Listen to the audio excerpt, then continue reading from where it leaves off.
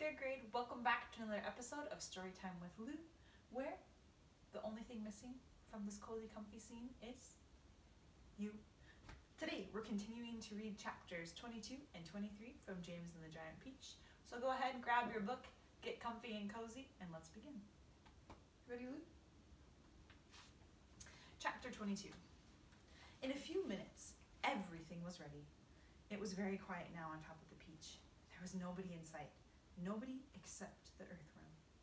One half of the earthworm, looking like a great, thick, pink sausage, juicy pink sausage, lay innocently in the sun for all the seagulls to see.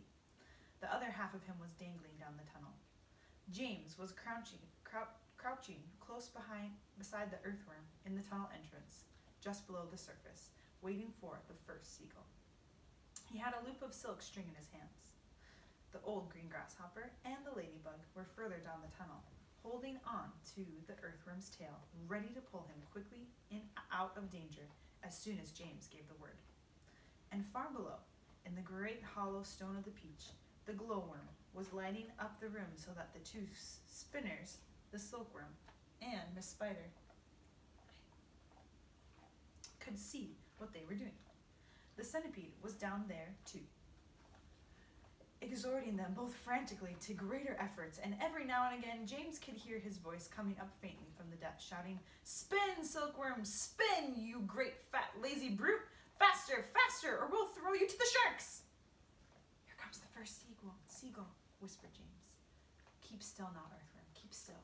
The rest of you get ready to pull."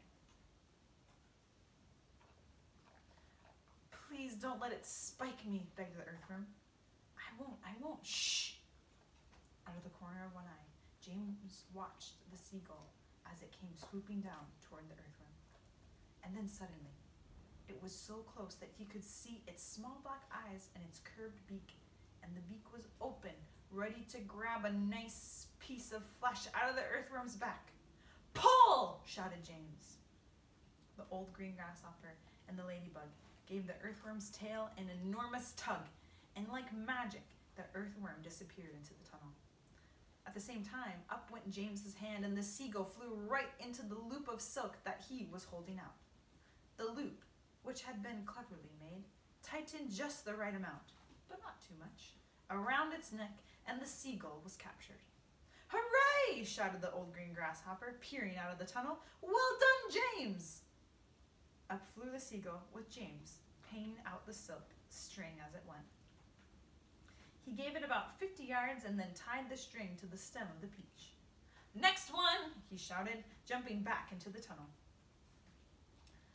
"Up you get again, earthworm. Bring up some more silk, centipede." "Oh, I don't like this at all," wailed the earthworm. "It only just missed me. I even felt the wind on my back as it went swishing past."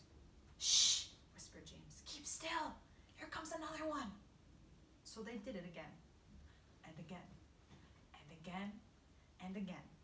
And the seagulls kept coming, and James caught them one after the other and tethered them to the peach stem.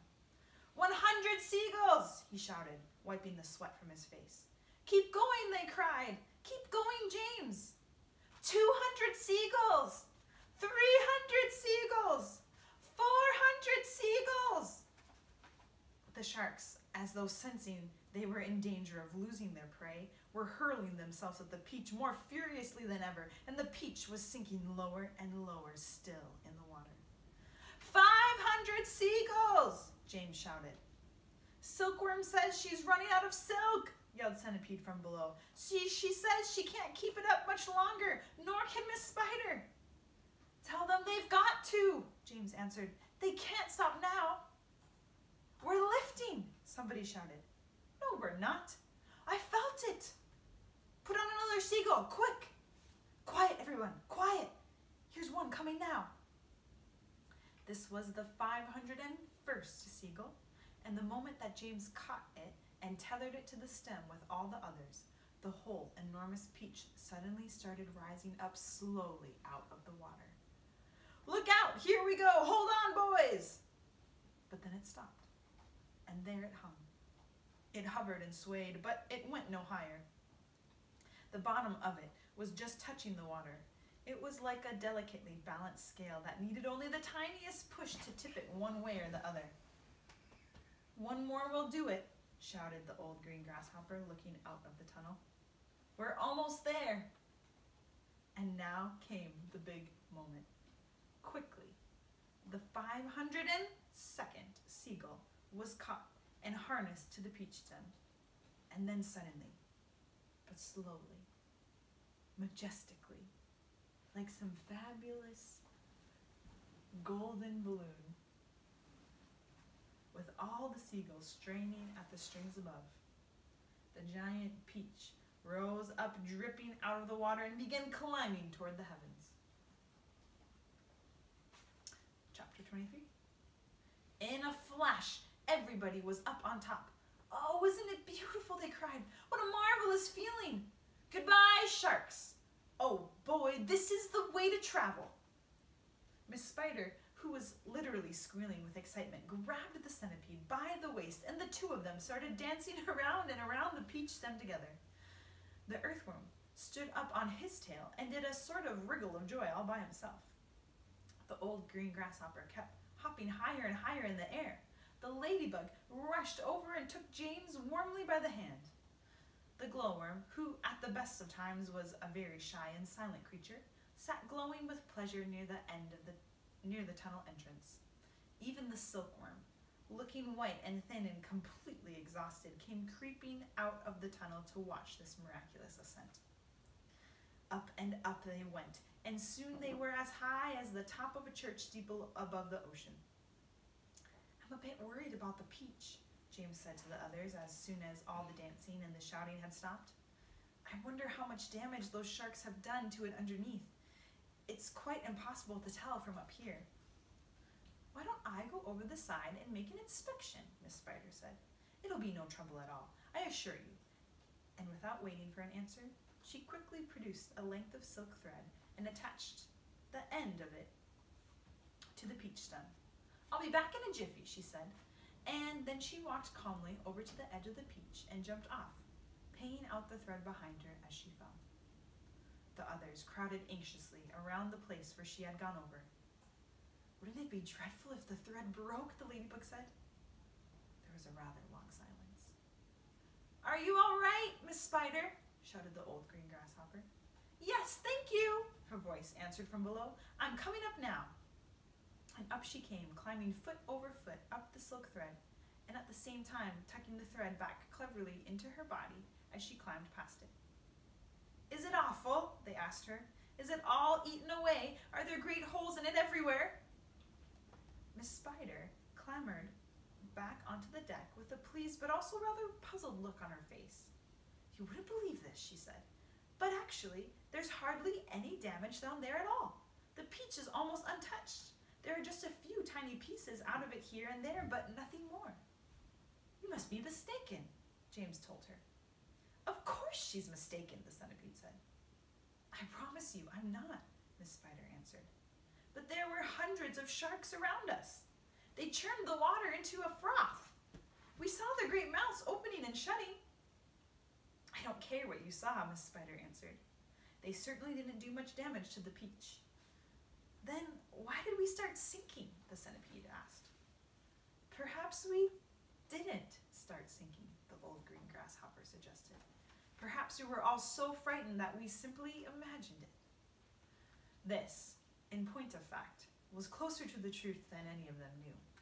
A shark, you see, has an extremely long, sharp nose, and its mouth is set very awkwardly underneath its face and a long way back. This makes it more or less impossible for it to get its teeth into a vast, smooth, curving surface such as the side of a peach. Even if the creature turns onto its back, it still can't do it, because the nose always gets in the way. If you have ever seen a small dog trying to get its teeth into an enormous ball, then you will be able to imagine roughly how it was with the sharks and the peach. "It must have been some kind of magic," the ladybug said. "The holes must have healed up by themselves." "Oh, look! There's a ship below us!" shouted James. Everybody rushed to the side and peered over. None of them had ever seen a ship before. It looks like a big one. It's got 3 funnels. You can even see people on the decks. Let's wave to them. Do you think they can see us? Neither James nor any of the others knew it, but the ship that was now passing beneath them was actually the Queen Mary sailing out of the English Channel on her way to America. And on the bridge of the Queen Mary, the astonished captain was standing with a group of his officers, all of them gaping at the great round ball hovering overhead. "I don't like it," the captain said. "Nor do I," said the first officer. "Do you think it's following us?" said the second officer. "I tell you I don't like it," muttered the captain. "It could be dangerous," the first officer said.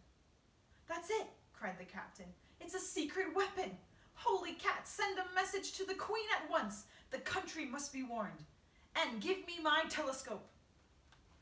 The first officer handed the telescope to the captain. The captain put his eye to it. "There's birds everywhere," he cried. "The whole sky is teeming with birds. What in the world are they doing? And wait a second. There are people on it. I can see them moving. There's Do I have this darn thing focused right? It looks like a little boy in short trousers. Yes, I can see distinctly. Yes, I can distinctly see a little boy in short trousers standing up there, and there's a sort of giant ladybug?" "Now, just a minute, Captain," the first officer said. "And a colossal green grasshopper?" "Captain," the first officer said sharply. "Captain, please."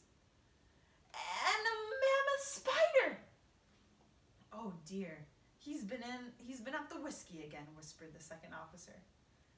"And a simply enormous centipede!" screamed the captain.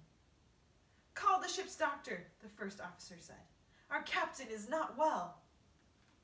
A moment later, the great round ball disappeared into a cloud, and the people on the ship never saw it again.